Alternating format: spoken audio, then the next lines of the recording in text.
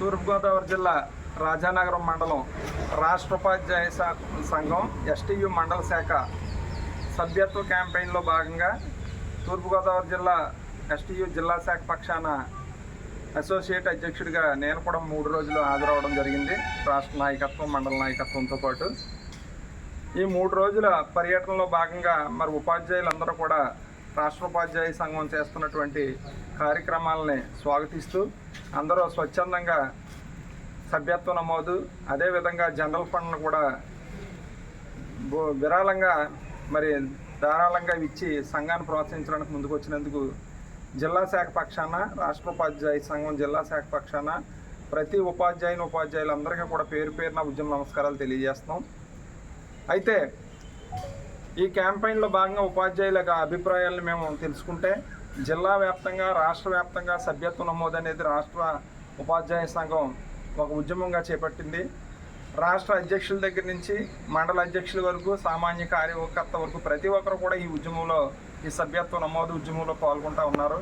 ప్రతి చోట నుంచి కూడా ఎదురవుతున్న సమస్య ఒకటే, మరి గత ప్రభుత్వంలో 117 జీవోని తీసుకొచ్చి పాఠశాల విద్యా వ్యవస్థని పూర్తిగా నిర్వీర్యం చేసినట్టు కళ్ళకి కట్టినట్లు కనపడుతుంది. మరి గౌరవ ముఖ్యమంత్రి నారా చంద్రబాబు నాయుడు గారు నిన్నే ఒక ప్రకటన చేశారు, భవిష్యత్తులో ఆకస్మికంగా నేను పాఠశాలను తనిఖీ చేస్తానని. నిజంగా 2-3 సంవత్సరాలు ఇదే విధంగా ఉంటే ముఖ్యమంత్రి గారు పాఠశాలను తనిఖీ చేయడానికి చాలా గ్రామాల్లో పాఠశాలలు కూడా ఉండవని చెప్పి, విద్యార్థులు ఉండరు, ఉపాధ్యాయులు ఉండరు, ఆయన సందర్శించడానికి కేవలం బిల్డింగులు మాత్రమే ఉంటాయని మేము ఆయనకి సూచన చేస్తూ ఉన్నాం.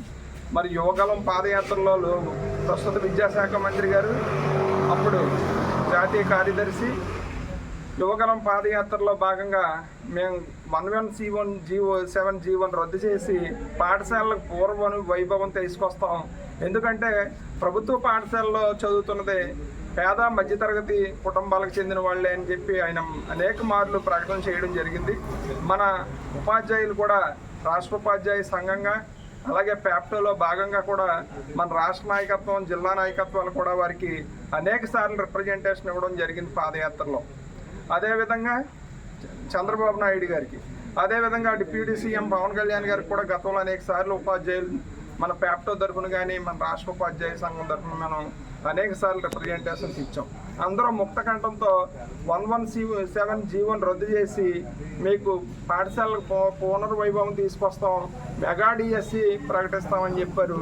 ఆ విధంగానే మెగా డిఎస్సి వేశారు, కానీ అది పూర్తిగా కూడా ఉన్న ఖాళీలు 25,000 చిల్లర ఉంటే 15,000, 16,000 ఖాళీలతో మాత్రమే డిఎస్సి వేయడం జరిగింది.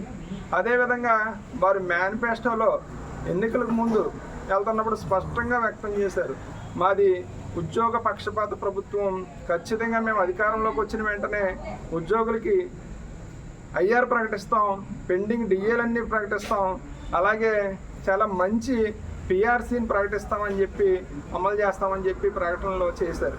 మరి దానికి అందరూ ఆసక్తినై మరి ఎక్కువ మంది ఆ పార్టీకి మద్దతు తెలపడం, ఆ ప్రభుత్వం రావడం కూడా జరిగింది. ప్రజాప్రభుత్వంగా చెప్పుకుంటున్నటువంటి ఎన్డీఏ ప్రభుత్వం మరి ప్రజా సంక్షేమ కార్యక్రమాలు వాళ్ళ మేనిఫెస్టోలో ఉన్న వాటిని ఏ విధంగా అయితే అమలు చేయాలని కార్యాచరణ రూపొందిస్తున్నారో, మరి ఆ ప్రజాప్రభుత్వంలో కూడా ఉద్యోగులు భాగం కాబట్టి, ఆ ప్రజాప్రభుత్వాన్ని నడిపించడానికి ఆ సంక్షేమ పథకాలను అమలుపరిచేది మేము ఉద్యోగులం కాబట్టి, ఉద్యోగుల సమస్యలను కూడా పరిగణలోకి తీసుకుని ఉద్యోగులకి ఏదైతే వారు మేనిఫెస్టోలో హామీ ఇచ్చారో, ఎన్నికల ముందు బహిరంగ సభల్లో ప్రకటన చేశారో, ఖచ్చితంగా వెంటనే ఐఆర్ ప్రకటించాలి, మెరుగైన పిఆర్సీని అమలు చేయాలి. పిఆర్సీ కమిటీకి కూడా మరి ప్రస్తుతం చైర్మన్ కానీ సభ్యులు కానీ ఉండట్లేదు, అవి కూడా వెంటనే ప్రకటించాలని చెప్పి రాష్ట్ర ఉపాధ్యాయ సంఘం తూర్పుగోదావరి జిల్లా శాఖ పక్షాన్ని డిమాండ్ చేస్తాం. అదేవిధంగా తూర్పుగోదావరి జిల్లా ఎస్టీయు పక్షాన రాష్ట్ర కమిటీకి కూడా మేము ఒక నివేదిక ఇస్తూ ఉన్నాం. ఈరోజు ఖచ్చితంగా 117G1 రద్దు చేయాలి.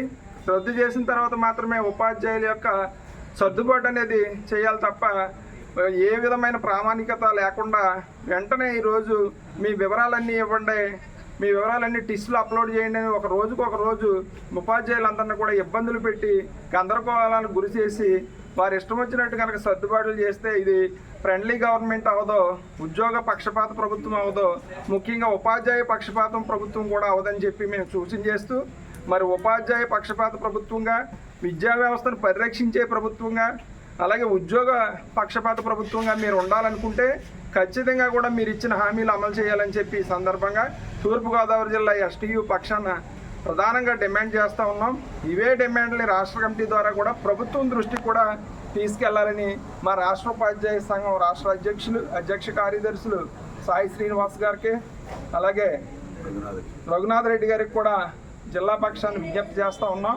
ఖచ్చితంగా ఈ అంశాలని మీరు విద్యాశాఖ మంత్రి గారితో ఇప్పుడే మాట్లాడాలి. ఎట్టి పరిస్థితుల్లో కూడా 117 జీవో రద్దు కాకుండా మళ్ళీ 1 నుంచి 5 తరగతులు ఒకే పాఠశాలలో ఉండకుండా మీరు వెంటనే సర్దుబాటు చేస్తారంటే భవిష్యత్తులో ఏ పాఠశాలలో కూడా విద్యార్థులు ఉండరు. అలాగే భవిష్యత్తులో ఈ పేద మధ్యతరగతి ప్రజలందరూ కూడా ఈ విద్య అనేది అందని ద్రాక్షగా అవుతుందని చెప్పి భవిష్యత్ తరాలన్నీ కూడా విద్యకు దూరం అయ్యే పరిస్థితులు కనపడుతున్నాయి గత ప్రభుత్వం చేసిన కార్యక్రమాల వల్ల అని చెప్పి మీరు అనేక సంస్కరణలు తీసుకురావాలి విద్యా వ్యవస్థలో. ఖచ్చితంగా దీని మీద దృష్టి పెట్టాలని చెప్పి మేము ఈవేళ రాష్ట్ర ఉపాధ్యాయ సంఘం రాష్ట్ర ప్రధాన బాధ్యులకు కూడా ఈ వీడియో ముఖంగా మేము విజ్ఞప్తి చేస్తూ ఉన్నాం. ఇది పరిగణలోకి తీసుకుని మీరు వెంటనే విద్యాశాఖ మంత్రి గారితో మాట్లాడండి. 117 జీవోని రద్దు చేయించండి. ఆ తర్వాత జీవో 53 ప్రకారం సర్దుబాటు ప్రక్రియను ముందుకు తీసుకెళ్ళండి. అదేవిధంగా మరి పాఠశాలలు పునర్వైభవం వచ్చేలా కూడా చర్యలు తీసుకోండి. మనం లేకపోతే భవిష్యత్ తరాలు ఇక్కడ ఒక ప్రాథమిక పాఠశాల ఉండేది, ప్రభుత్వం ప్రాథమిక విద్యను నడిపేదనే కార్యక్రమం కథలుగా చెప్పుకోవాలి తప్ప స్పష్టంగా చూడడానికి మనకు చరిత్రలో కనపడదు. మరి విద్య అనేది రాజ్యాంగం కల్పించిన ఒక హక్కు.